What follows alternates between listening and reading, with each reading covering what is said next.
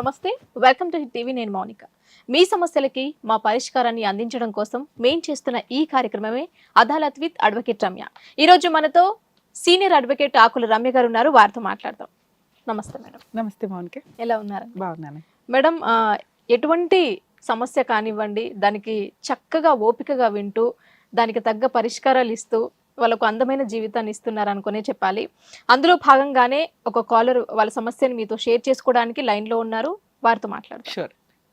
Hello అమ్మ, నమస్తే అమ్మా. నమస్కారం. మీ పేరండి? లావణ్య అండి. లావణ్య గారు ఎక్కడి నుంచి మాట్లాడుతున్నారండి? నేను శ్రీకాకుళం నుంచి అండి. ఓకేనండి, రమ్య గారు ఉన్నారు, మాట్లాడండి. లావణ్య గారు చెప్పండి అమ్మా, ఏంటి మీ ప్రాబ్లం? నమస్కారం మేడం గారు. నమస్తే అమ్మా. చాలా ఇష్టం అండి. నేను ఇప్పుడే కాదు, నాకు ఫస్ట్ అతను ఉన్నప్పుడు ఎంత టార్చర్ పడినప్పుడు అండి నాకేం తెలిసేది కాదు. మీది అప్పుడు రోజా గారిది బతుకు చర్చపడిన ప్రోగ్రామ్ వస్తుంది మేడం గారు. నాకు అంటే ఎవరికి ఏ మాటలు నాకు తెలియదు, కానీ అందులో చూసి కొంచెం మాటలు నేర్చుకుంటానండి. సూపర్ అమ్మా. నేర్చుకొని వీళ్ళతో అంటే ఏదైనా ఉట్టుకొట్టిన నిందలేసినప్పుడు నేను ఇలాంటి మాటలను ఉపయోగిస్తే అలాంటి మాటలు అలాంటి ప్రోగ్రామ్స్ చూస్తున్నాను ఇష్టం వచ్చేందుకు వచ్చేవారండి. అయినా సరే మేడం గారు, నేను ఇంకా కొంచెం జనరల్ నాలెడ్జ్ గా మాట్లాడుతున్నాను. కొంతవరకు నేను అంటే ఏ విషయంకైనా గట్టిగా మాట్లాడుతున్నాను. అంటే మీరే మేడం గారు నాకు ప్రోత్సాహం. ఒక్కటి మాత్రం నేను బాగా నమ్ముతానండి. నేను తప్పు చేయను. సూపర్. నేను ఏ తప్పు మాటలు ఒప్పుకోను. నేను కరెక్ట్ గా ఉంటాను.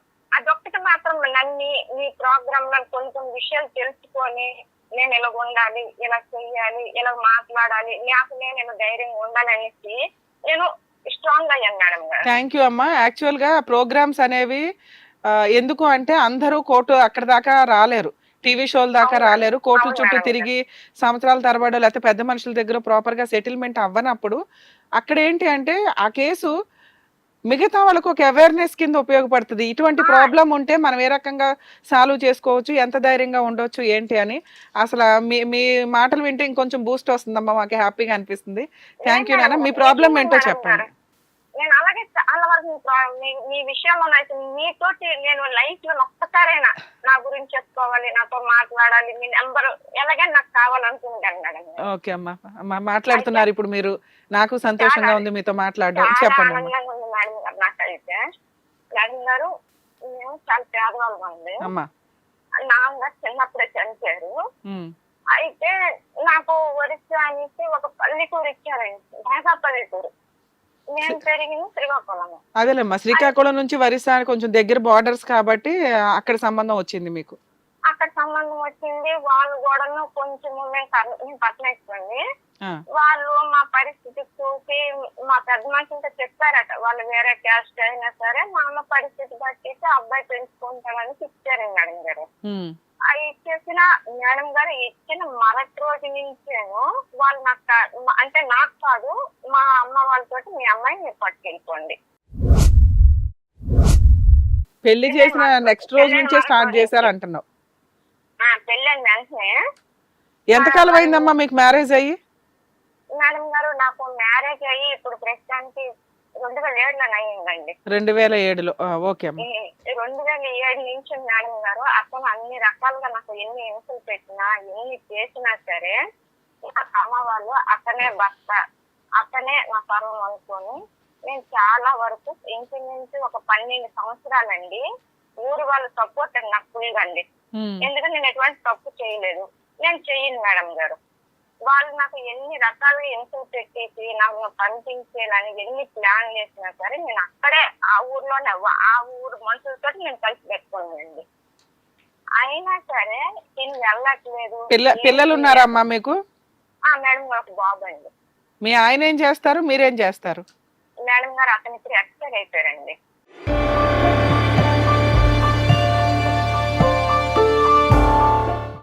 అతను చనిపోయాడా? చనిపోయారండి. 2018లో మేడం గారు. 2007లో పెళ్ళయింది, 2018లో చనిపోయాడు. బాబు ఎప్పుడు పుట్టాడమ్మా? బాబు పుట్టి ఎంత కాలం అవుతుంది? బాబుకి ఇప్పుడు నాకు 2007లోనే బాబు పుట్టాడండి. 2007 ఫిబ్రవరి 25 మ్యారేజ్ అయింది మేడం గారు. ఓకే అమ్మా. 2007 డిసెంబర్ లో బాబు పుట్టుంటాడు. ఓకే. అప్పుడు వెంటనేనండి మేడం గారు బాబు పుట్టాడండి. నాకు ఆ ఊరు తెలియదండి, వాడు తెలియదండి, ఏంటి తెలియదండి. ఆ బాబు నా బాబు కాదని తగ్గువాడి గారండి. ఓర్ని ఆ రోజుల్లో ఆ రోజుల్లో మేడం గారు అది నా కొడుకు కాదు అంటే ఇతనికి కొంచెము కొన్ని రకాల ప్రాబ్లమ్స్ ఉండేవండి. ఎవరికి? మీ హస్బెండ్ కా బాబుగా? హస్బెండ్ కండి, బాబుకు కాదు. అతనికి ఏంటంటే కొంచెము ఆడంగోల్ టైప్ లో మాట్లాడడము, ఫోన్లు అలాంటివన్నీ ఎక్కువ అలవాటండి. ఓకే. అతని మీదే డౌట్. అతని మీద డౌట్ అయ్యి ఆ రోజుల్లోనే నాకు తెలుగు తెలియదు, మాట్లాడడం తెలియదు, ఏంటి తెలియదు, అలాంటి విషయాల్లో డౌట్ పెట్టేవాడండి. అదేలేమ్మా. ఇష్టం వచ్చిందో కొట్టడం చేయడం చేసేవాడండి. మీరు 2018 వరకు కూడా అతనితోనే కలిసి ఉన్నారా అలా తన్నులు తింటూ? ఉన్నానండి, అలాగే ఉన్నానండి. ఓకే. నేను అతనితో నేను అక్కడే ఆ ఊర్లోనే బతుకున్నాను. ఇప్పుడు కూడా నేను ఆ ఊరితో నా బాండింగ్ ఉందండి మేడం గారు. అలా ఎన్ని సంవత్సరాలు ఎప్పటిదాకా ఉన్నారమ్మా? 2018 లో ఆయన చనిపోయారు. మీరు కార్యక్రమాలు అవన్నీ మీరు చేశారా? ఏంటి మేడం గారు? ఆయన కార్యక్రమాలు అవన్నీ చేశారా మీరు? అన్ని నేనే చేశానండి. మా బావ గారు గాని మా అత్తయ్య గారు గాని ఎవ్వరు చేయలేదు. అసలు యాక్చువల్ గా చనిపోవడానికి కారణం కూడా మా అత్తయ్య గారండి. ఎందుకని? ఎందుకంటే వాళ్ళు నేను ఎప్పుడు ఎందుకు మేడం గారు వాళ్ళైతే మాకు ఇంట్లో నుంచి పంపించాలి మ్యారేజ్ దగ్గర నుంచి వాళ్ళకి మైండ్ లో ఉండేదండి. ఓకే అమ్మా, మ్యారేజ్ దగ్గర నుంచి ఉన్నారు. కానీ నువ్వు 10-15 ఏళ్ళు కాపురం చేసావు కదా అతనితో. 2018 వరకు అంటే 11 ఏళ్ళు అంత హెరాస్మెంట్ లోనూ నువ్వు కాపురం నిలబెట్టుకున్నావు. అప్పుడే వాళ్ళకి అర్థం అవ్వాలి, ఏం చేసినా ఈ అమ్మాయే మా కోడలు, ఈ అమ్మాయిని పంపించడం కుదరదు, మా అబ్బాయే మంచోడు కాదు, అనుమానిస్తున్నాడు, అనవసరంగా అనుమానించి ఆ పిల్లని హింసించాడు అని వాళ్ళు ఈ పాటికే రియలైజ్ అవ్వాలి కదా అప్పటికే. అంటే వాళ్ళు అవరండి మేడం గారు. ఎందుకంటే ఊరు మొత్తం వాళ్ళకి చెప్పినా సరే వాళ్ళు అర్థం చేసుకోకపోయిన మనుషులు. ఓకే అమ్మా, అర్థమైంది మేడం గారు. అయితే ఏంటైంది, వాళ్ళు అసలు నాతో అసలు కలిసి ఉండేవారు కాదండి. కలిసి ఉండకపోయినా సరే నాకు అప్పటికి ఎక్కడ మేడం గారు 17 సంవత్సరం మ్యారేజ్ అయింది. నాకు 17-18 మ్యారేజ్ అయింది. అయినా సరే ఇక్కడ నాకు ఎన్ని రకాలు పెట్టినా సరే నాకు ఏ దారి దిక్కు లేకుండా నేను అక్కడే ఉండి అమ్మ వాళ్ళు పోలీసులు అందరూ ఊరు మొత్తం మీరే తప్పు, అమ్మాయిని ఎందుకు తప్పు చూపిస్తున్నారు అనేసి ఊరు మొత్తం హెల్ప్ చేసినా సరే వాళ్ళు అర్థం చేసుకునేవారు కాదు. అలాగా మేము డిస్కస్ మీద ఇలాగ గుండేసి బాబుని మాత్రం నేను అమ్మ నుంచి వదిలించానండి. నా కొడుకు ఎక్కడే చదవాలి, ఎక్కడ ఉండాలి, అక్కడ వాతావరణంలో ఉండకూడదని. ఎక్కడ మీ అమ్మ వాళ్ళ ఇంటికి పంపించారు? పంపించానండి. అంటే పిల్లోడు చదువంతా ఏ ఇయర్ లో పంపించారమ్మా? అంటే ఎంత వయసు ఉంది అప్పటికి? బాబుకి 6వ సంవత్సరం అప్పుడే పంపించాను. 6వ సంవత్సరం నుంచి మీ అమ్మ వాళ్ళ ఇంటి దగ్గర చదువుతున్నాడు శ్రీకాకుళంలో. ఎందుకంటే మేడం గారు మాది నిత్యం గొడవలు. ఇప్పుడు నా పొజిషన్ నాకే తెలియదు. రేపు పొద్దున్న బాబు అయితే ఆ పరిస్థితి నేను ఏటైతే అయ్యాను లెక్క మీద నేను బాబుకి ఇక్కడ పెట్టాను.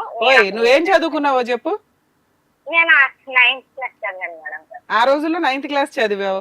నాకేమీ తెలియదండి, మీ టీవీ షో చూసి నేర్చుకున్నానండి అంటావేంటి? నువ్వు అంత తెలివిగా అంత పర్ఫెక్ట్ గా ఉంటే మేడం గారు చాలా జాగ్రత్తగా ఉన్నావు నాన్న.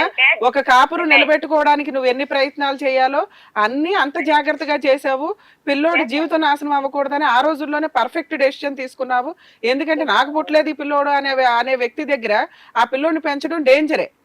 పిల్లోడు చదువు డ్యామేజ్ అవ్వకూడదని అమ్మ వాళ్ళ ఇంటి దగ్గర ఉంచావు. పోనీ నువ్వు వచ్చేసావా హెరాస్మెంట్ పడలేక? అంటే కాపురం నిలబెట్టుకోవడానికి అక్కడే ఉన్నావు.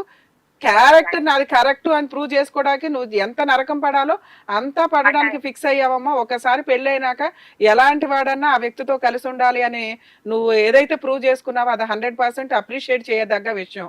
ఇందులో ఎవ్వరో ఏదో అన్నారని కాదు, రమ్య గారు నమ్ముతున్నారు. డిసైడ్ అవ్వు. నేను ఎప్పుడైనా అదే చెప్తానమ్మా, క్యారెక్టర్ ఇంపార్టెంట్ అని. ఎవరికైనా క్యారెక్టర్ కరెక్ట్ గా ఉంటే ఎవరినన్నా తోలు తీసి ఆరాయొచ్చు. నువ్వు నుంచో పెట్టగలవు, నువ్వు అలాగే నుంచో పెట్టవు. ఇప్పుడు అక్కడ మీ ఆయన్ని గాని వాళ్ళ కుటుంబ సభ్యుల్ని గాని 2018లో ఏం జరిగింది? ఎందుకు చనిపోయాడు మీ ఆయన? అసలు రాను మేడం గారు అతనికి ఒక మెంటాలిటీ కుదిరిపోయింది మేడం గారు. అదేలేమ్మా, నా పిల్లలకేం చంపియాలి, నేనేం చేసుకోవాలి, నా పిల్లలకేం చంపి నేనేం చేసుకోవాలి. సైకలాజికల్. అసలు ఇంట్లో ఖర్చులు అవన్నీ ఎవరు చూసారమ్మా? ఏంటి మేడం గారు? ఇంట్లో ఖర్చులు అవన్నీ ఎవరు చూసేవాళ్ళు? మేడం గారు అతను చూస్తున్నారు కదండి. నాకు ఎప్పుడైనా గొడవ అయితే నేను అమ్మాళ్ళ ఇంటికి వచ్చేదానండి. ఒక కొద్ది రోజులు రిలాక్స్ బాబుని చూడాలనిపించేది. వచ్చినప్పుడు ఏమైనా తీసుకొని వెళ్ళేదానివా? నేను రూపాయలు ఇంట్లో పుచ్చుకునేదాన్ని కాదు మేడం గారు. ఛార్జీకి నాకు 100-200 ఇచ్చేవారండి. ఇక్కడ నేను పనికి వెళ్ళేదాన్ని మేడం గారు, చెడల పనికి వెళ్ళేదాన్ని. పనికి వెళ్ళి ఇక్కడ 200-300 పని చేసుకుంటే ఆ డబ్బులన్నీ కూడేసుకొని బాబుకి బట్టలు అనగా యూనిఫారం అనగా నా వంతు సాయంగా అమ్మాలకి ఏదైనా నేను కొద్దిగా హెల్ప్ చేసి మిగతా డబ్బులు జాగ్రత్త పెట్టి నేను వెళ్ళి అక్కడ ఖర్చు పెట్టుకుందానండి. ఇంట్లో సరుకులు అవన్నీ కూడా నువ్వే కొనేదానివి? లేదండి, ఇంట్లో సరుకులు గట్రా అతను చూసుకునేవారు. అయితే నా వరకు మాత్రము ఒక పెళ్ళం ఉంది, ఒక పువ్వు తేవాలి, ఒక గాజు తేవాలి, ఒక చీర తేవాలి, అవన్నీ కాదండి. నా పెళ్ళంకి నేను ముద్దాడుకుని నా పెళ్ళం నా వెనకట్టు ఉంది, ఎంత చక్కగా నాతో ఉన్నది, నాకు సపోర్ట్ ఉన్నదని కూడా ఏ రోజు లేదండి. పెళ్ళి లెగిన్స్ ఈ రోజు పడుతుంది. అతను చనిపోయిన కూడా లేదండి. చనిపోయినప్పుడు కూడా నేను ఎంత సేవలు చేసి ఎంత నరకం పడి రూపాయి నా చేతిలో లేకపోయినా పుస్తలతో అప్పుడుకప్పుడు తనగా పెట్టేసి అతనికి నేను ఎలాగైనా బ్రతికించుకోవాలి, అతను నాకు కావాలని లెక్క మీద నేను అంత స్ట్రాంగ్ ఉండేదాన్ని.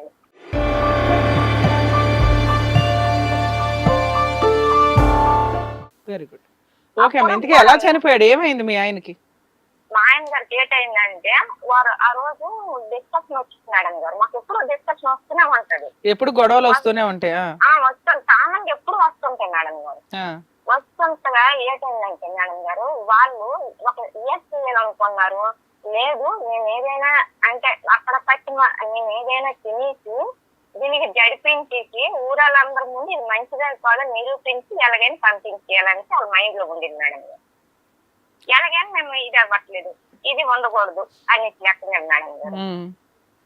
అయితే ఏటైంది అలాగ అవుతుండగా వాళ్ళు అది ఏ తిన్నారో తెలియదు మేడం గారు. నాకైతే నాకు ఇష్టం వచ్చినట్టు చూస్తే నేను ఇంట్లోనే ఉన్నాను, కాకపోతే మీకు ప్రూఫ్లు ఇమ్మంటే నేను ఇప్పిస్తాను. ఊరోళ్ళు ఉన్నారు, సార్లు రాసిన కాగితం గట్టాలు ఉన్నాయండి. అయితే కాసేపటికి వాళ్ళ అమ్మగారు అతను ఏదో డిస్కషన్ పడి నా తర్వాత వాళ్ళిద్దరు డిస్కషన్ పడ్డారట. పడిన తర్వాత ఇతను మరి ఏంటి తిన్నారని విషయం నాకు తెలియదండి. తెలియకుండా రోడ్డు మీద కూర్చొని నేను అది తినేసాను ఇది తినేసాను అని అరుస్తున్నాడటండి. వీళ్ళు ఎప్పటికప్పుడు ఇలాంటి డ్రామాలు చేస్తాను ఎవరు పట్టించుకోలేదు మేడం గారు. ఆ టైప్ లో చేస్తున్నారు. ఒకసారి ఏటైందంటే మేడం గారు నాకు అతనికి పిచ్చి అయిపోయింది అనేసి మినిమం 15 రోజులు పిక్చర్లా కానీ కాదండి ఉట్టుకుట్లే తిరిగివ్వడండి. నేను పిచ్చి అయిపోయాను, నేను అది అయిపోయాను ఇది అయిపోయాను అంటే ఊర్లో వాళ్ళు ఏం చేశారంటే వీడు పిక్చర్స్ వేస్తున్నాడు, రేపు పొద్దున్న తెల్లంతా చంపేసినా సరే వీడు కేసు రాకుండా తెలివికొన్నాడని మా ఫ్రెండ్ వాళ్ళ ఇంట్లోన ఒక ఇంచుమించు 1-10 రోజులు నాకు ఉదయం అంతా ఇక్కడ ఉండమనివ్వరు అండి. అతను చంపించడము చేయడము ఉండడం, రాత్రి మాత్రం వాళ్ళ ఇంటి దగ్గర పడుకోబోతే వెళ్ళిపోయామనివ్వరండి. అలాగ అయిన తర్వాత కూడా నేను అన్నాళ్ళు వాళ్ళ ఇంట్లో నీళ్ళింట్లో పడుకుంటాను, నాకు ఇబ్బంది కదా, నేను ఏం చేయను, నా మొగుడికి నేను వైజాగ్ తీసుకెళ్ళిపోతాను మెంటల్ హాస్పిటల్కి, నిజంగా ఇది పిచ్చని ప్రూఫ్ అయితే నేను అక్కడ ఉంచి ట్రీట్మెంట్ చేపిస్తాను, లేదనంటే మాత్రం ఇతను తోలు తీసి పని రాస్తాను. నేను వార్నింగ్ ఇచ్చాను మేడం 10 మందిలోనే ఇచ్చాను. మా చుట్టాలందరూ అంటే మీకు అందరికీ కూడా అప్పటికి డౌట్ అతను పిచ్చి వేషాలు వేస్తుంటే వాంటెడ్లీ చేస్తున్నాడు, రియల్ గా హెల్త్ ప్రాబ్లమా కాదా అనేది కన్ఫర్మ్ అయినాకే ఆలోచిస్తానన్నావు. అయితే నేను అన్నాను 10 మందికి ఊర్లో పెద్ద మనుషులు పట్టుకొని అయ్యా మీ కాళ్ళకి దండం పెడతాను, నేను నాకు కొంచెము బండి ఎక్కి ట్రైన్ ఎక్కించినంత వరకు నాకు సాయం చేయండి, అక్కడి నుంచి నేను అంబులెన్స్ పిలిపించి ఎక్కడికి వెళ్ళకుండా నేను ఒక పోలీసులు కూడా పిలిపిస్తాను, మా మరిది కూడా అని మా చుట్టానికి మా వాళ్ళు కూడా పిలిపించి నేను అంబులెన్స్ ఎక్కిస్తానని ముందు రోజు అన్నాను మేడం గారు. ముందు రోజు అంటే ఆ మరటి రోజు మధ్యాహ్నంకి తను ఎక్కడికో వెళ్ళి బాగైపోయినట్లు నాటకం చేశాడండి. వెంకటేశ్వర నాటకం చేశాడు. ఇప్పుడు మీరు ఏటంటారు, దీన్ని పిచ్చి అంటారా నిజమంటారా, ఎవరి జీవితం నీరు తీయడానికి నాకు డ్రామా చేస్తున్నా చెప్పండి అన్నాను మేడం గారు. అక్కడ కదా అక్కడ అది కూడా అవ్వలేదు మేడం గారు. అక్కడికి 3 నెలలకి నేను ఏదో చిన్న డ్రామా చేస్తాను, ఇది ఇంట్లో నేను వెళ్ళిపోవాలి అనేసి అది ఏటో మేడం వాళ్ళకి ఒక అసంపన్నము ఇతను అనుమానం అండి. అనుమానం నేను పువ్వులు ఎక్కువ పెట్టుకున్నా అనుమానం, నేను మంచి చీర కట్టుకున్నా అనుమానం, నేను ఒక ఆడలతో మాట్లాడినా అనుమానం, ఒక తండ్రి వయసున్నా అతనితో తండ్రి లాగా మాట్లాడినా అనుమానం, అందరితో అనుమానం అండి. లాస్ట్ కి ఏంటంటే అతని స్టేజ్ నేను మా అమ్మాళ్ళ ఇంటికి బ్యాగ్ పట్టుకుని వచ్చినా సరే ఇది ఎవరితో వెళ్తే నేను ప్రచారం చేసేవాడండి. సరే అమ్మా, మీకు ఫిజికల్ రిలేషన్ ఉందా? లేదు మేడం గారు, మాకు అస్సలు లేదండి. మరి ఆ బాబు ఎట్లా పుట్టాడు? బాబు అంటే పెళ్ళైన ఒక 4 రోజుల వరకు కొంతవరకు బాగానే ఉండేవాళ్ళండి. ఓకే అప్పుడు కూడా అతనికి ఏదో మెడిసిన్స్ గట్టి వేసేవాడండి. ఓకే అమ్మా. అప్పటికే మా ఊర్లో కానీ మా అమ్మలు కానీ అందరు ఏంటంటారంటే, అది ఎలాగా పిల్లడు పుట్టాడో ఆ పాపంకి భగవంతుడికి తెలియాలన్నట్లు పుట్టాడండి. నాకు ఒక కొడుకు పుట్టాడండి. అతను కాదమ్మా, ఇక్కడ నాకు ఒక డౌట్ వస్తుంది. పెళ్ళయిన గట్టిగా 9 months కే పిల్లడు పుట్టేశాడు. ఓకే, ఏదో మీరు అన్నట్టు ఆ 1 month లో ఏదో ట్రీట్మెంట్ నడిచి పుట్టేశాడండి అనుకుందాం. కానీ ఆయన 3rd month 4th month నుంచే స్టార్ట్ చేశాడు. ఈ ప్రెగ్నెన్సీ నాది కాదు, ఈ పిల్లాడు నాది కాదని పిల్లోడు పుట్టిన దగ్గర నుంచి గొడవ చేస్తున్నాడు. నువ్వు 1 సంవత్సరం వెయిట్ చేస్తావు, 2 years వెయిట్ చేస్తావు, 3 years వెయిట్ చేస్తావు, 5 years వెయిట్ చేస్తావు భర్తను మార్చుకోవడానికి. అంత హింసిస్తూ, అంత అనుమానిస్తూ, అంత నువ్వు వద్దు మొర్రో, నేను చచ్చిపోతాను మొర్రో అని అంటున్నా కూడా నువ్వెందుకు ఫోర్స్ఫుల్ గా అక్కడే ఉన్నావు? నీ నువ్వు బతకొచ్చు కదా. చీ అన్న వాళ్ళ ఇంట్లో ఎందుకు ఉండి అంత వాళ్ళని సైకలాజికల్ గా ఇబ్బంది పెట్టావు? అరే వాళ్ళు నిన్ను హింసిస్తున్నారు, వాళ్ళు నిన్ను హింసిస్తున్నారు కాదు అనట్లా. వాళ్ళు వద్దు అని అన్ని రకాల నీ క్యారెక్టర్ అసాసినేషన్ చేస్తుంటే, చీ ఇలాంటి వ్యక్తులకి నా వాల్యూనే తెలియదు, వీళ్ళ పాపాన్ని వీళ్ళే పోతారు, నేను లీగల్ గా నా రైట్స్ నేను వాడుకుందామని మీరు ఎందుకు మీ అమ్మ వాళ్ళ ఇంటికి వచ్చేయలేదు? మేడం గారు, అప్పటికి నాకు చిన్నప్పుడు స్నానం లేడు. పెళ్ళైన సంవత్సరంన్నరకి పిల్లలైన యాక్సిడెంట్ లో చనిపోయారు. అమ్మకు తోడు నేను అలాగే వచ్చేస్తున్నాడు రేట్ అనుకుంటాను మేడం గారు. కానీ దానికంటే నీ జీవితం ముఖ్యం కదమ్మా, ప్రాణం ముఖ్యం కదా. నువ్వంటూ ఉంటే పిల్లోడు బతుకుంటాడు, నిన్ను అంత హింసిస్తున్నాడు. ఆయన సూసైడ్ అటెంప్ట్లు చేసుకున్నాడు కాబట్టి సైకలాజికల్ గా వీక్ గా ఉండి సరిపోయింది. ఒకవేళ నువ్వే చేసుకోవాల్సిన పరిస్థితి వస్తే వాళ్ళు పెట్టే హెరాస్మెంట్లకి?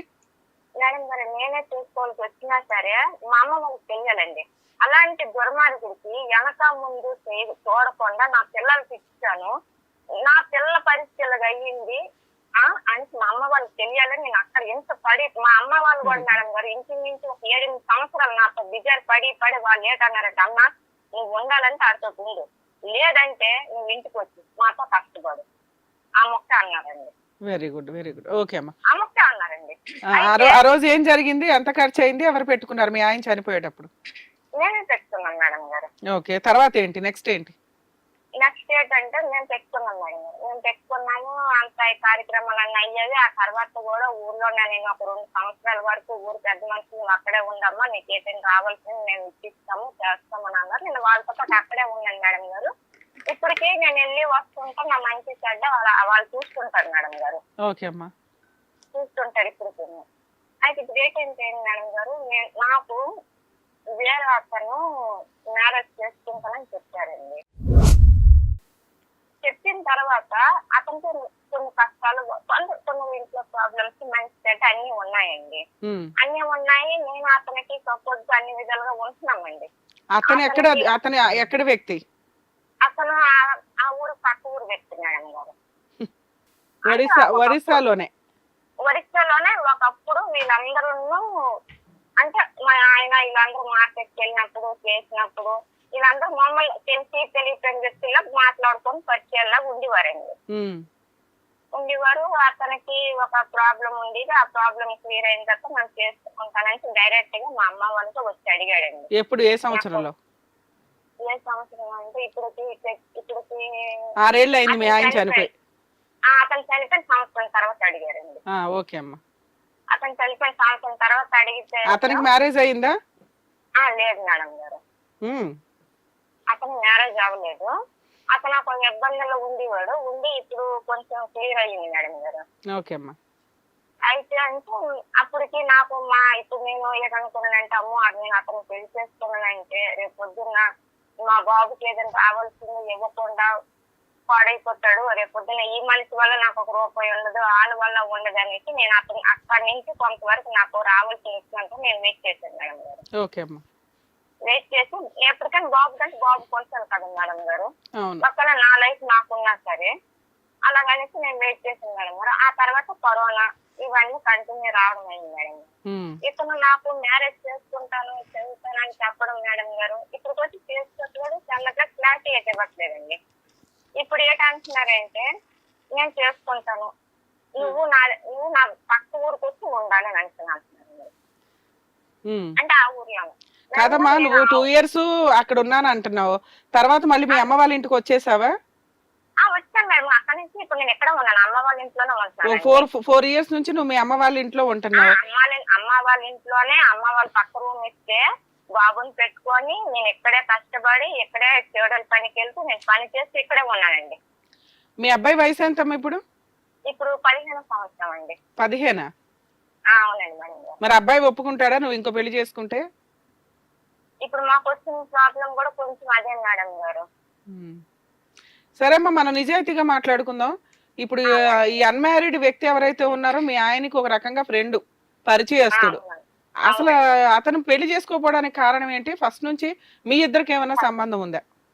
మా ఇద్దరికైతే ఫస్ట్ నుంచి ఏం లేదండి, మామూలు మాటల వరకు మా పరిచయము. అతనికి ఏంటంటే అతను ఏజ్ లో ఉన్నప్పుడు ఎవరో ఒక ఆమెని తీసుకొచ్చి అతను పెట్టుకున్నాడు. మీ ఇద్దరికి ఫీలింగ్స్ రావడం ఎన్ని సంవత్సరాల నుంచి సుమారుగా? ఏం మేడం గారు? ఆ అబ్బాయి మిమ్మల్ని చేసుకుందాం అనుకోవడం, మీరు కూడా ఓకే అనుకోవడం, మీ ఇద్దరికి ఫీలింగ్స్ స్టార్ట్ అయ్యి ఎన్ని సంవత్సరాలు అయింది? ఇప్పుడు 4-5 సంవత్సరాలు అవుతుంది మేడం గారు. ఓకే, మీ ఆయన చనిపోయిన తర్వాతే తప్ప అతని మీద నాకు ఎటువంటి ఫీలింగ్స్ మా హస్బెండ్ ఉన్న టైంలో లేదండి అంటున్నావు నువ్వు, అంతేనా? లేదండి మేడం. ఓకే అమ్మా, ఇప్పుడు మీ డౌట్స్ ఏంటో అడగండి. అతని గురించి అడిగారు కదా మేడం, చెప్తాను. అతను ఒక ఆవిడని తీసుకొచ్చి పెట్టుకున్నారండి, మ్యారేజ్ అయిన ఆవిడ నుంచి అతను డివైడ్ అవ్వడానికి, చేయడానికి, చెందడానికి ఇంత టైం పట్టింది అతనికి ఆ ప్రాబ్లం క్లియర్ చేసుకోవడానికి. క్లియర్ చేసుకున్నారు, కోర్టుల ద్వారా క్లియర్ చేసుకున్నారండి. ఓకే, చేసుకున్న తర్వాత క్లియర్ అయిందంటే నన్ను మ్యారేజ్ చేసుకోవడానికి ఇంట్లో వాళ్ళు చెప్పారు, మా చుట్టాలకి బంధువులకి అందరికి మేము ఇద్దరం చెప్పామండి. రేపు పొద్దున్న ఏదైనా సరే నలుగురిలో మేము ఉండాలి అని అనేసి. అయితే చెప్పినట్టు మా ఇంట్లో వాళ్ళందరూ అంగీకరించారండి. ఇప్పుడు అతను ఏంటంటే ఒక బిజినెస్ పెట్టారండి. బిజినెస్ పెట్టినందుకు ఇప్పుడు ఏంటంటే నేను బిజినెస్ పెట్టాను, నువ్వు నా దగ్గరకు వస్తే నువ్వు ఉండాలి, నేనైతే ఇటువైపు రాను అనేసి అంటున్నారు. సరే, నీకు వచ్చింది మ్యారేజ్ ప్రపోజల్, నీకు అసలు వరిసేవాలంటేనే మళ్ళీ నీకు ఇబ్బంది. ఎందుకు? పిల్లోడికి ఇష్టం ఉండదు, నువ్వెందుకు అతన్ని చేసుకోవాలనుకుంటున్నావు? చేసుకోవాలనుకుంటున్నాను మేడం గారు. నేను ఎవరిని ఇంతవరకు ఏ రకంగా నేను ఊహించలేదండి. నేను ఇంతవరకు ఎవరిని నేను ఇలా వేరే విధంగా నేను చూడలేదండి. అతను నాకు ఏ ప్రాబ్లం వచ్చినా, పిల్లడికి బాగోలేకపోయినా, ఏంటైనా సరే ఒక పిల్లడికి తండ్రిలా చూస్తున్నారు. అవును, అప్పుడు అతను ఎక్కడుంటే అక్కడికే వెళ్ళాలి నువ్వు. అతను అక్కడికి రమ్మంటున్నాడు, వెళ్ళి చేసుకోవడానికి ఏంటి మీ అబ్జెక్షన్? నన్నేం అడుగుదాం అనుకుంటున్నారు? ఎందుకు చేసుకుని ఏంటి అబ్జెక్షన్ మేడం గారు? ఇప్పుడు బాబు ఇక్కడ చదువుతున్నాడండి. సడన్ గా ఊరు పక్కన ఊరికి నేను వెళ్ళాలంటే మా చుట్టుపక్కల వాళ్ళు చూసినా సరే ఏమైనా అనుకుంటారు కదండి. నువ్వు చేసుకునేది పెళ్లి కదమ్మా, ఆయన నిన్నేం ఉంచుకోవట్లేదు, పెళ్లి చేసుకుంటున్నావు. నీకు భర్త చనిపోయి 6 ఏళ్ళు అవుతుంది, చిన్న వయసులో ఉన్నావు. సెకండ్ మ్యారేజ్ ఎవరైనా చేస్తారు, అదే వాళ్ళ ఊరు సంబంధం వచ్చింది చేసుకుంటున్నావు. అయితే ఇందులో నీకు వచ్చిన డౌట్ ఏంటి? డౌట్ ఏంటంటే మేడం గారు, అతను ఎంతవరకు చేసుకుంటానని ఈ ప్రాబ్లం వల్ల కొంతవరకు నాకు దూరం పెట్టారండి. ఇప్పుడు నన్ను పక్కాగా రిజిస్టర్ మ్యారేజ్ చేసుకో, నాకు ఇక్కడ కొద్దిగా ప్రాబ్లమ్స్ ఉన్నాయి, కొంచెం అప్పులు ఉన్నాయి, ఇవన్నీ తీర్చిన తర్వాత కొంచెం బాబు పెద్దయ్యాడు, ఆడికి మనం అబ్జెక్ట్ చెయ్యాలి అనేసి నేను చెప్తున్నానండి. అతను ఏంటంటారంటే సడన్ గా పిల్లల్ని పట్టుకొని నువ్వు అక్కడికి వచ్చి పిల్లడు నువ్వు చూసుకో, నువ్వు చెందు, పిల్లల బాధ్యత అంటే నాకు లేదు అని సడన్ గా అంటే మేడం గారు, వాడి మైండ్ ఎలా ఉండాలి, ఈ చుట్టుపక్కల అప్పులు నేనెలా చేర్చాలి, ఇవన్నీ నాకు విపరీతమైన డౌట్స్ మేడం గారు. అసలు మనసులో ఏటో ఇప్పుడు వచ్చి నాకు అర్థం కావట్లేదండి. ఓకే అమ్మా, మీరు కాసేపు సైలెంట్ ఉండండి, నేను మళ్ళీ మాట్లాడతాను మీతో.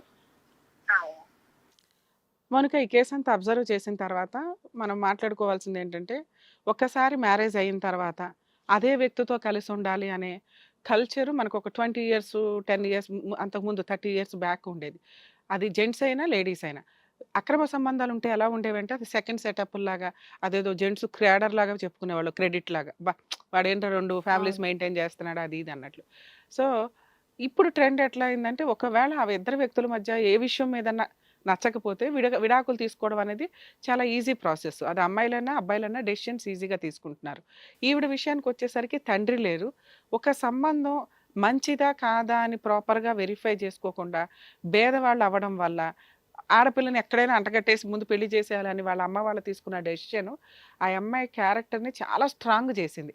మీరు నన్ను ఒక ఇంటికి ఇస్తున్నప్పుడు ప్రాపర్గా ఎంక్వైరీ చేసుకోరా, ఆ అబ్బాయిని చూస్తుంటేనే కొంచెం తేడాగా ఉన్నాడు, సైకలాజికల్గా అప్పటి నుంచే వాళ్ళకి ఒక ఇబ్బందిగా ఉంది, అలాంటి వ్యక్తికి మీరు పెళ్లి చేసేసారు నన్ను వదిలిచ్చేసుకోవడానికి, అంటే నేను ఇంకా అక్కడే బతికినా చచ్చినా ఆ ఇంట్లోనే అని ఫిక్స్ అయ్యేంత పర్ఫెక్ట్గా ఆవిడ మాట్లాడారు.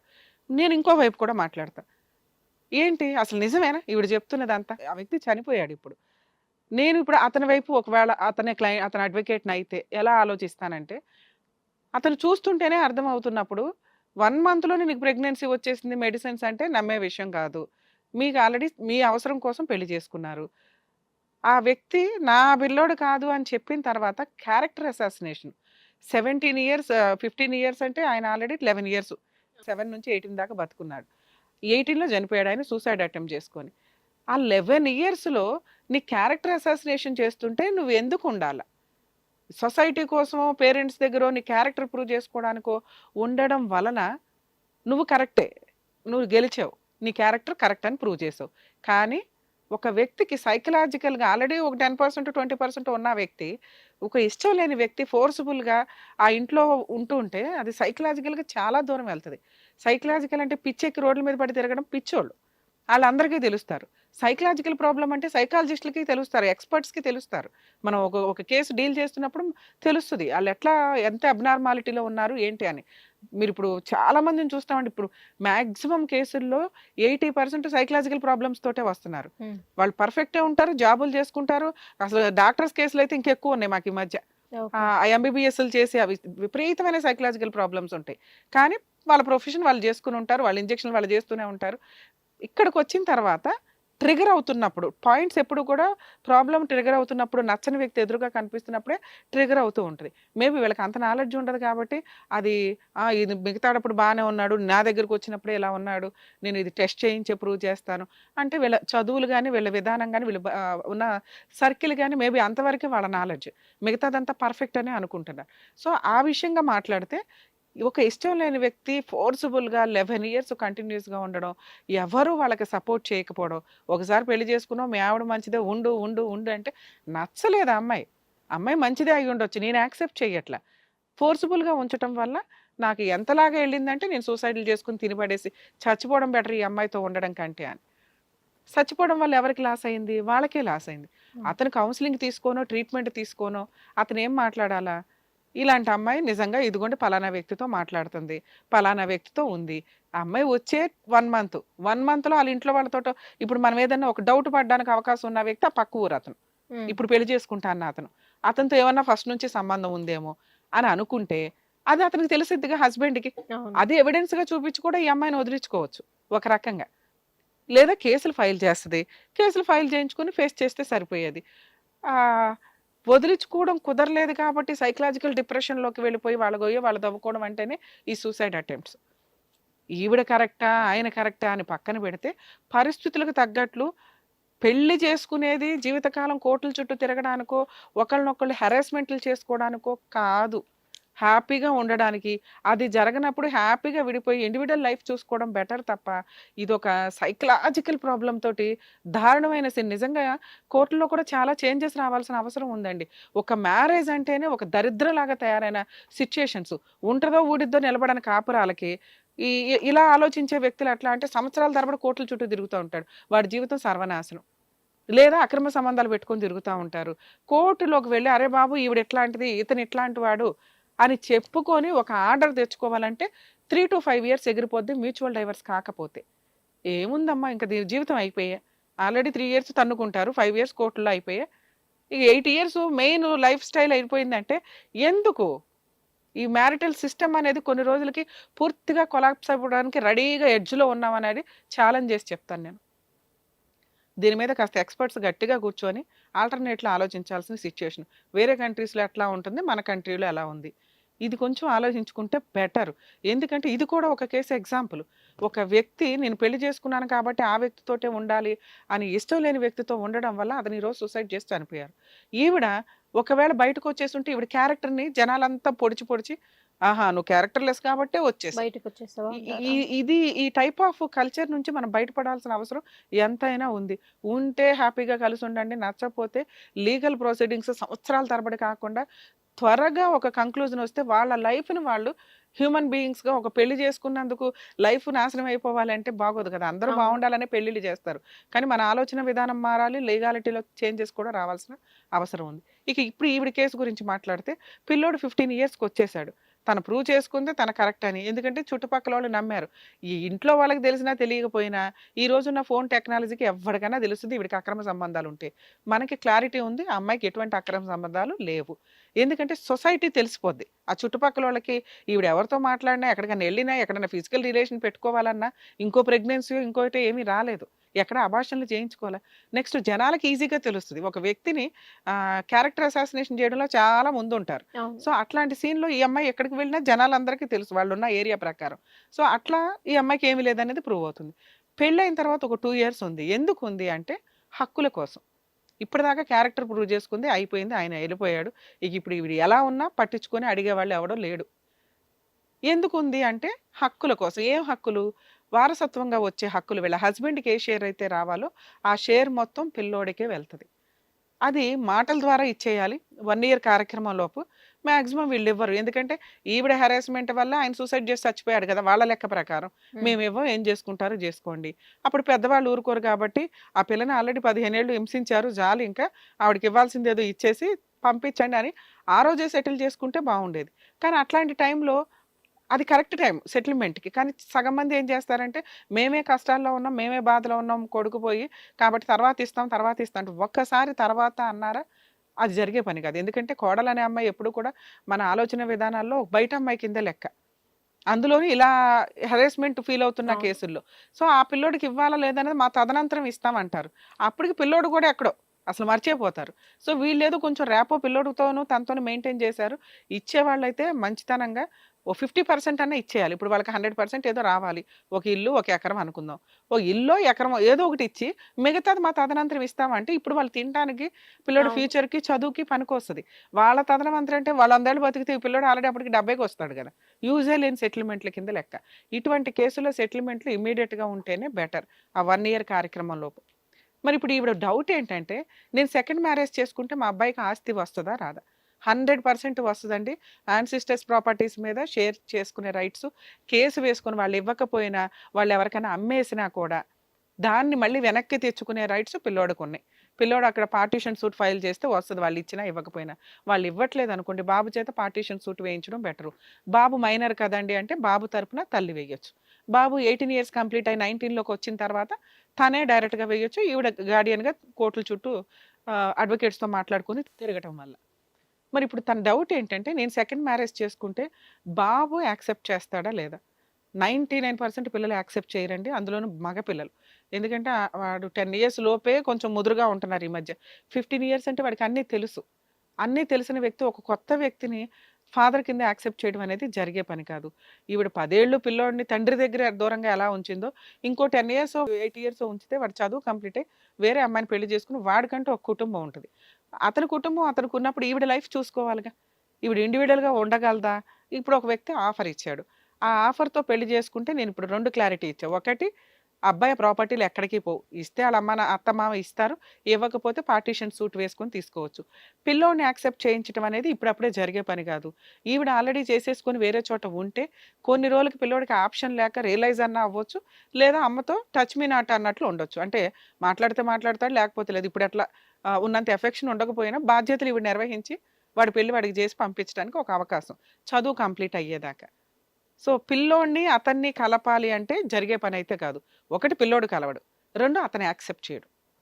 ఎక్కడన్నా ఒక వ్యక్తి ఆ బాబు రెస్పాన్సిబిలిటీ కూడా నేనే తీసుకుంటాను అంటే ఆ పిల్లలు చిన్న పిల్లలు అయ్యుండి అవును. వీళ్ళకి కొంచెం ఎఫెక్షన్ ఈ అమ్మాయి మీద బాగా ఉంటే యాక్సెప్ట్ చేస్తారు.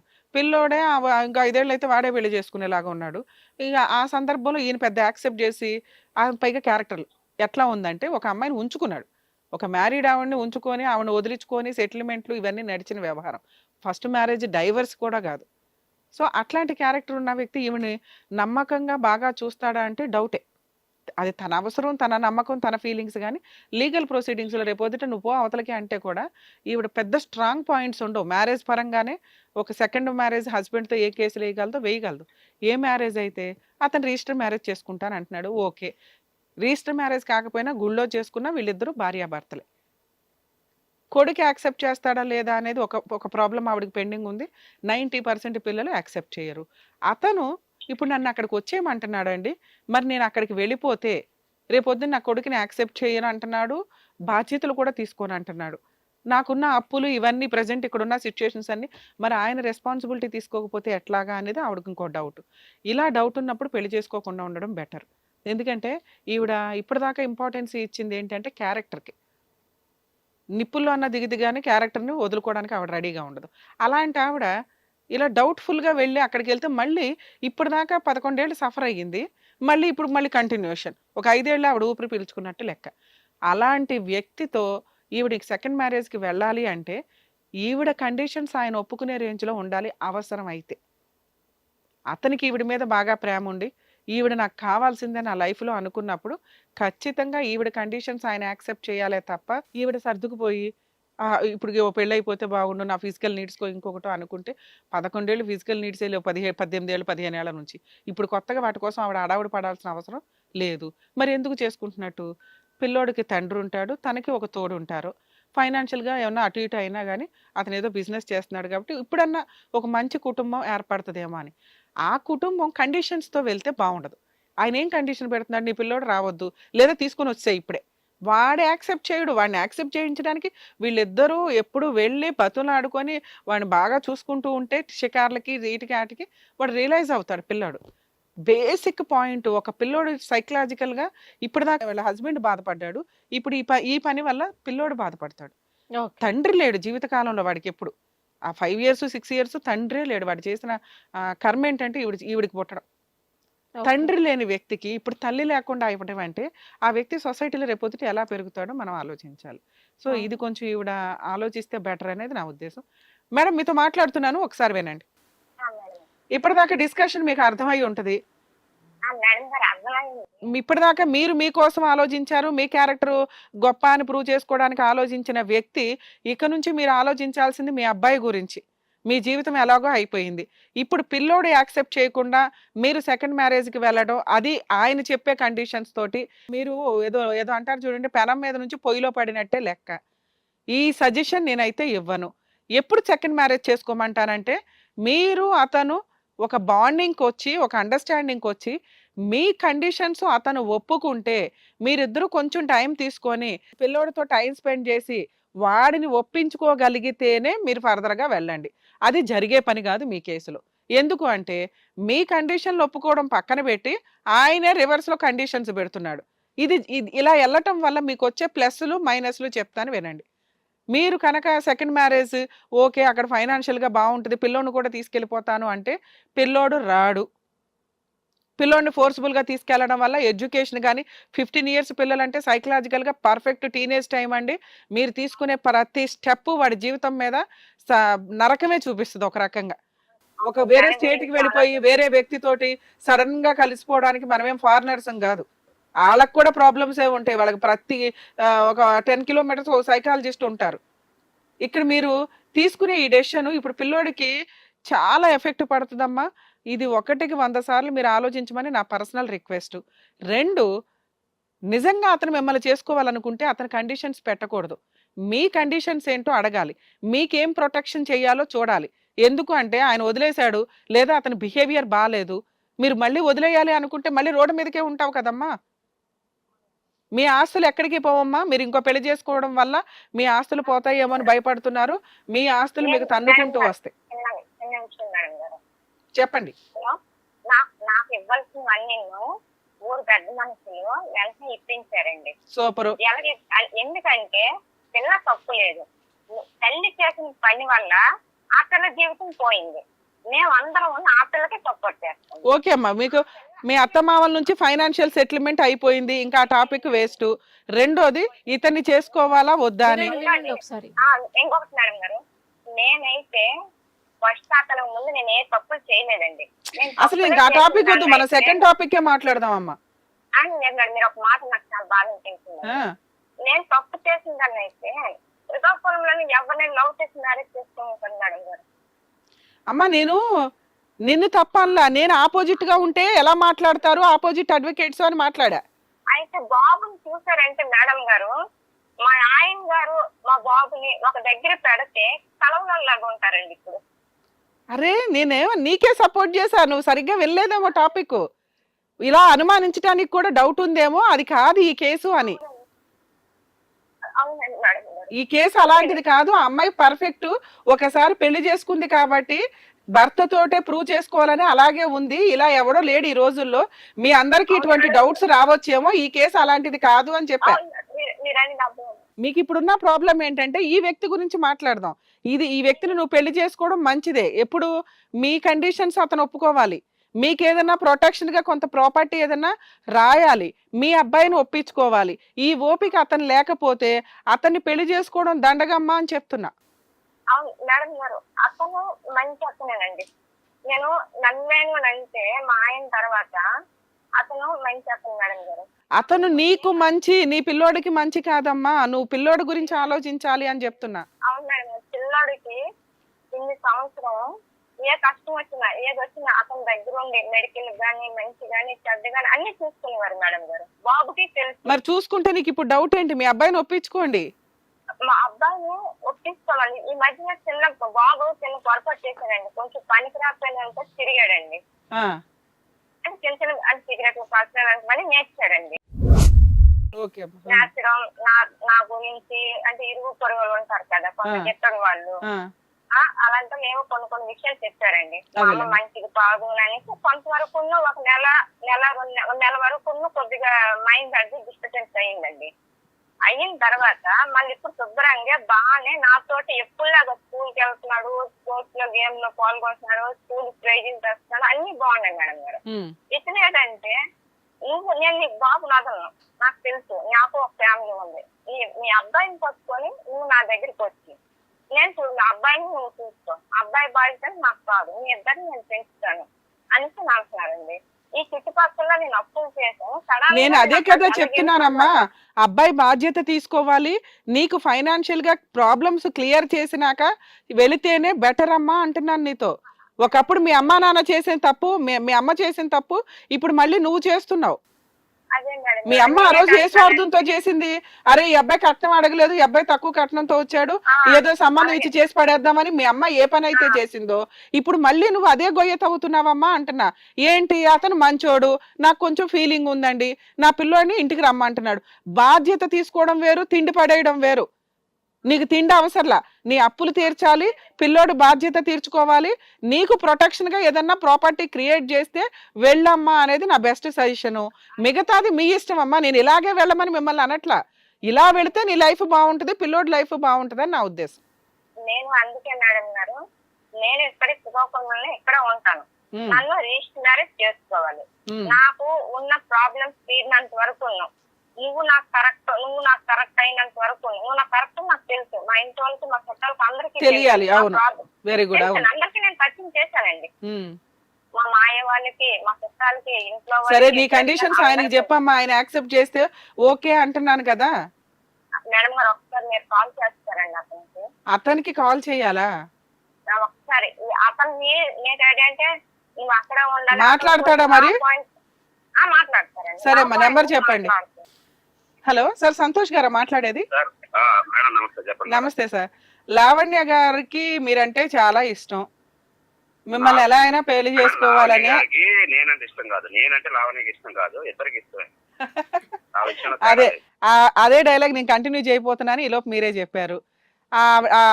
అతనికి కూడా నేనంటే చాలా ఇష్టం అండి, ఆయన మీద నాకు చాలా నమ్మకం ఉంది. కాకపోతే నాకున్న ప్రెసెంట్ ప్రాబ్లమ్, పిల్లోడు 15 ఏళ్ళ పిల్లోడు కదా, వాడు ఇప్పుడే యాక్సెప్ట్ చేస్తాడు. ప్రాబ్లం ఏంటంటే అబ్బాయిని చెప్పండి సార్.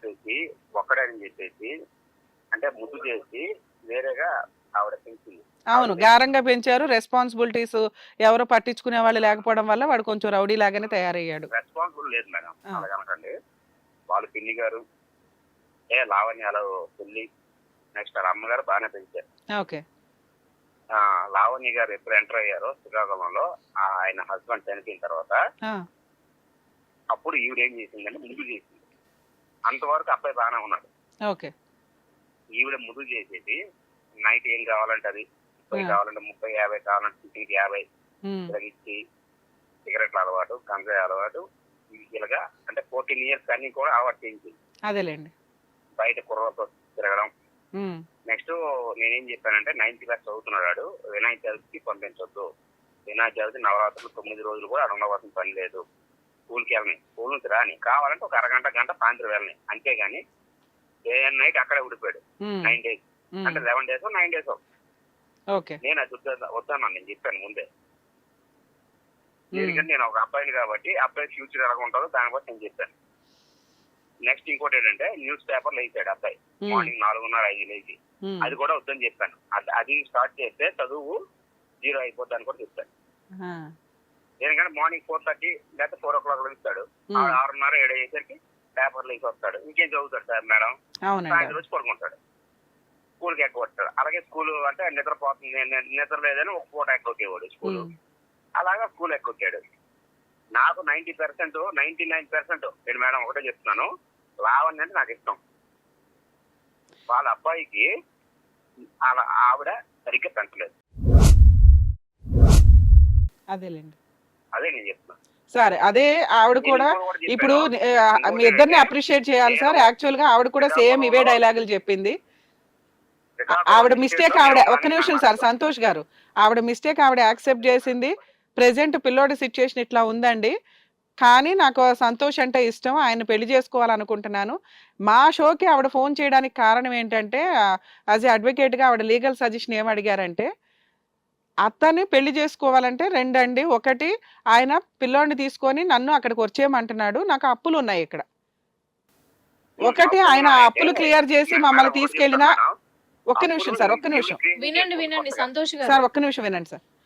ఆవిడ రెండే పాయింట్స్ అడుగుతున్నారు. ఒకటి అప్పులు క్లియర్ చేసి మా ఇద్దరిని రమ్మన్నా మేము వెళ్తామండి, లేదా రిజిస్టర్ మ్యారేజ్ చేసేసుకోమానండి, నేను అప్పులు తీర్చేదాకా నన్ను ఇక్కడ ఉండనివ్వండి అంటున్నాడు. 20,000 రూపాయలు బర్నర్ గా నేను ఇచ్చాను. అది ఇచ్చింది కూడా అక్టోబర్, సెప్టెంబర్ లో ఇచ్చాను. కావాలంటే మీకు అది కూడా వాట్సాప్ పెడతాను. ఓకే. 1 year అంటే దగ్గర 1 year అయిపోయింది అనుకోండి. కాదు సార్, ఇప్పుడు ఆవిడకి ఏం అప్పులు లేవంటారా మీరు? ఆవిడకి అప్పులు ఉన్నాయంటే ఆవిడ ఇల్లు కట్టి అప్పులు చేశారు మేడం. అదే సార్, ఆవిడ ఏమంటుందంటే, నేను ఆయన మ్యారేజ్ చేసుకోవడానికి ఇష్టమేనండి, రిజిస్టర్ మ్యారేజ్ చేసుకుని నా అప్పులు తీరేదాకా నన్ను ఇక్కడ ఉండనివ్వండి అంటుంది. నాకు ఆర్థిక సమాధానం నాకు లేదని చెప్పాను. అవును. నాకు నువ్వు వస్తే చాలు.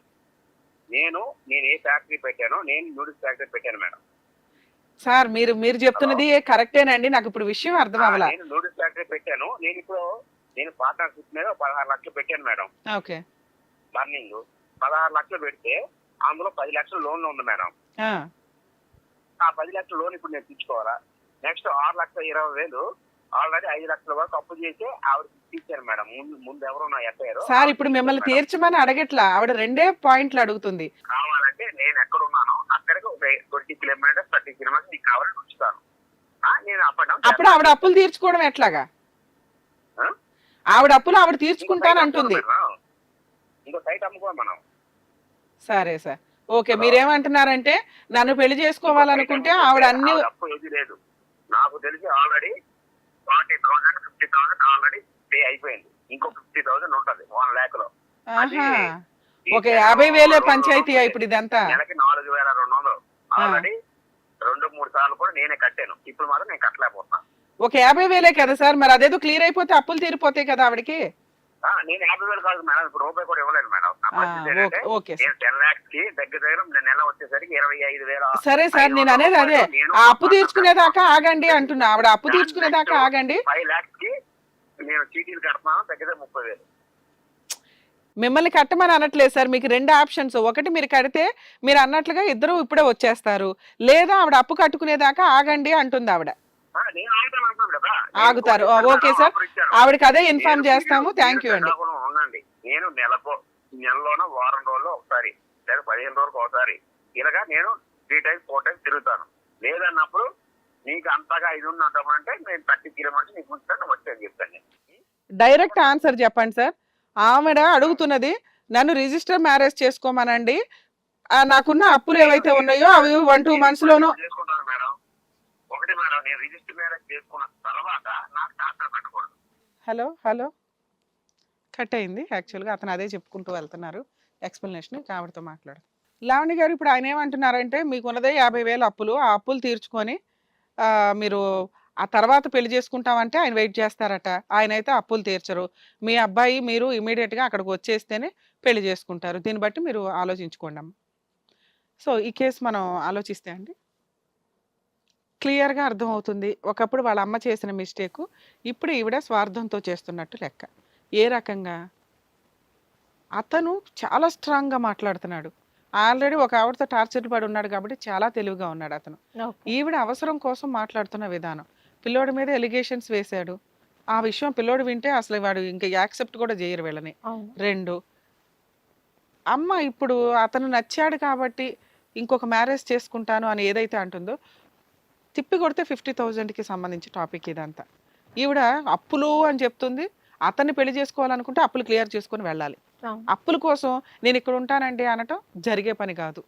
2, ఆయన చెప్పినట్టు విని వెళ్ళి కాపురం చేయగలిగితే చేయడం తప్ప, ఆయన అప్పులు తీర్చడానికి క్లియర్ చేశాడు. పెళ్లి చేసుకున్నాక నన్ను హెరాస్ చేస్తే ఊరుకోనని క్లియర్ చేశాడు. ఈవిడ డెసిషన్ తీసుకొని అప్పులు క్లియర్ చేసుకొని వెళ్తుందా, ఆ అప్పులు క్లియర్ అయ్యేదాకా పెళ్లి చేసుకోకుండా ఆగిద్దా అనేది ఈవిడకున్న ఆప్షన్. ఇవి వినడానికి ఎట్లా ఉందంటే అంత పర్ఫెక్ట్, నాకు నచ్చినట్టే జరగాలనే ఈ మొండితనం క్లియర్గా కనిపిస్తుంది ఈ లావణ్య గారిలో. కొంచెం చేంజ్ అవ్వాలి ఆవిడ. ఏది నేను తెలుసుకున్నదే ఒక విధానం, నేను క్యారెక్టర్ ప్రూవ్ చేసుకోవాలి కాబట్టి ఆయన హింసిస్తాను, నేను ఇప్పుడు అప్పు తీరాలి కాబట్టి ఆయన వచ్చి నా మాట వినాలి అంటే ఇలాగే ఉంటాయి. సెకండ్ మ్యారేజ్లు కూడా మళ్ళీ కోర్టుల చుట్టూ తిరిగేలాగా, సైకలాజికల్గా ఇబ్బందులు పడేలాగా కొంచెం ఇవి చేంజ్ అయితే బెటర్ అన్న ఉద్దేశం. లేదా ఆ అప్పు తీర్చేసుకుని ఆయన నచ్చితే పిల్లోని కూడా ఒప్పించుకొని తీసుకొని వెళ్ళి పెళ్లి చేసుకోవడం బెటర్ ఆప్షన్. ఓకే రమ్య గారు, బాగా ఎక్స్ప్లెయిన్ చేశారు. Thank you. Thank you.